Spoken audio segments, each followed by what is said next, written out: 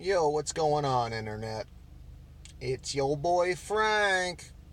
Anyway, it's 9:17 p.m. on the East Coast, and I want to have a little talk about AEW. Not that they're going to compete with the WWE, but what sort of impact it can have on the product that we all love slash hate.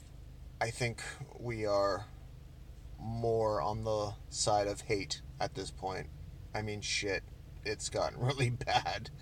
Um, no, that's not good. So, the way I see it is, one, it gives people places to go, and that's a huge thing. It's been what, almost 20 years since wrestlers have had the opportunity to test waters elsewhere other than, say, the indies, where you're just, what, wrestling for $50 a night. Plus, from what I can tell, they have a roster of 32 people and they look pretty good. You have Kenny Omega, and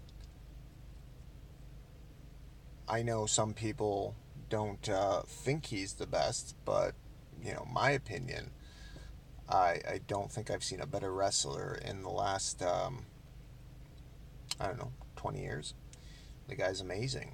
The guy puts on matches that blow my fucking mind. And for all the people that say he doesn't sell, I say watch the Okada matches. There's parts in those matches where the storytelling and the selling is just beyond unbelievable. So, he's number one, obviously. You got Chris Jericho, Cody Rhodes. Not a big fan of Cody. Think he's a cool guy, but he's still the same wrestler that he was in the WWE to me. Um, Sorry for the silence. There's no script here. I'm not exactly professional, even though I'm wearing my super fancy glasses. But the way I see it is, it's time for a chin check for the WWE. You have a lot of guys that are unhappy, and you have a lot of guys asking to be released, and the WWE is just telling them to fuck you. We got you. Well, what kind of morale is that building?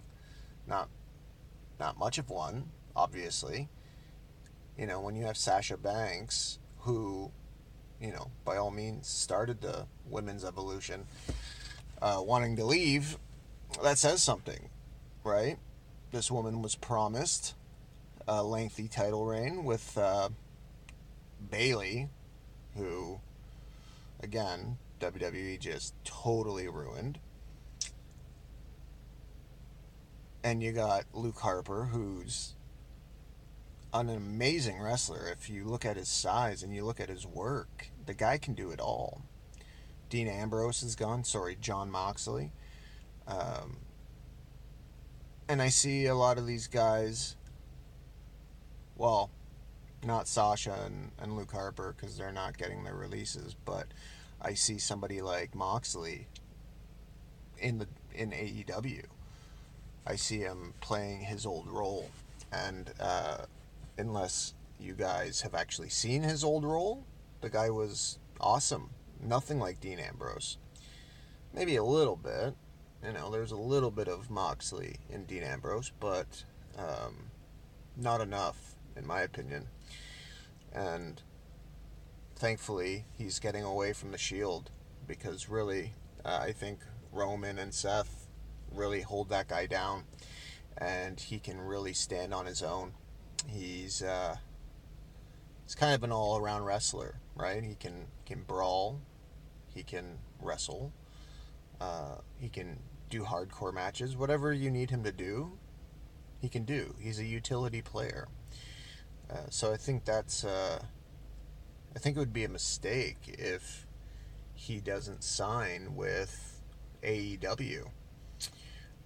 As for the rest of the crew in AEW, they have a pretty good mix of young guys, older guys that can mentor. Um, they're a little on the small side, but that's okay. That's wrestling today, right? We're not talking about 80s and early 90s wrestling where everybody's juiced to the gills. We're talking about guys that are athletic and can do shit that we just haven't seen before. So there's a lot of guys there that can bring different things to matches, and I'm excited for that. Now, do I think AEW is going to uh, put the WWE out of business? Fuck no. We're talking about the machine here. They are way too successful, even though ratings are plummeting and their stocks seem to not be as good as they were. But all it takes is a deal with Saudi Arabia, right?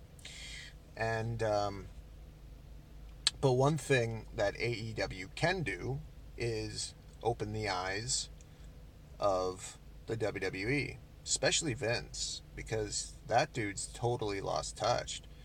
You know, you look at Triple H and what he's doing in NXT, and even though they're losing, what, 40 plus million a year, they're putting on the best WWE produced television out of any of the three shows. It's sad when a takeover is 10 times better than any of the big 4 or 5 pay-per-views.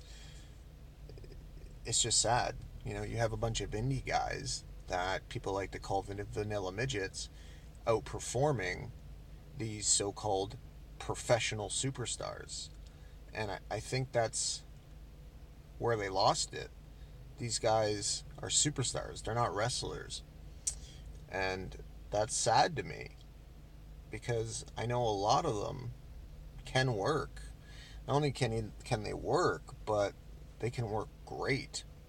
Hell, even Roman Reigns can work. He's not the greatest, but he's serviceable.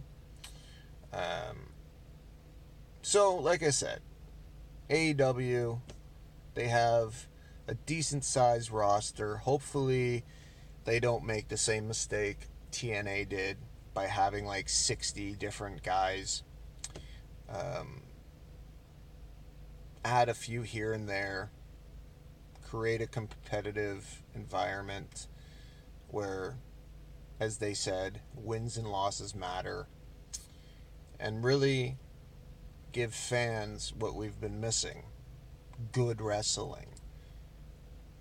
Because I remember a quote from Goto from New Japan. He said, "We're not in the business of entertainment. We're in the business of wrestling. And good wrestling is entertaining." That speaks volumes to their product and hopefully AEW's product. So, you know, I'm sure a lot of WWE fans are on the fence calling them a t-shirt company or whatever. All I can say is, look, give them a chance. They might surprise you, right? All they've done so far is sell out 2 shows very quickly, and the excitement is through the roof. And if they can keep that going, damn, we might be in we might be in for quite the show. So hey, I hope you like my glasses. We got an actual show coming Thursday with myself and my buddy Jeff, and hopefully my other buddy Mike from Vancouver, where we'll be acting probably pretty stupid, not professional at all. So, listen, guys, subscribe, ring that bell, and hit like, thumbs up. We really need it. because I can't monetize this shit unless I have 1,000 subs, apparently. I didn't know that. But yeah, thanks for watching. And eventually, one day, I'll get some editing software and make this shit look even better. So, to the few people that actually have watched this, have a good night. Um, and enjoy your Monday tomorrow. All right. Peace.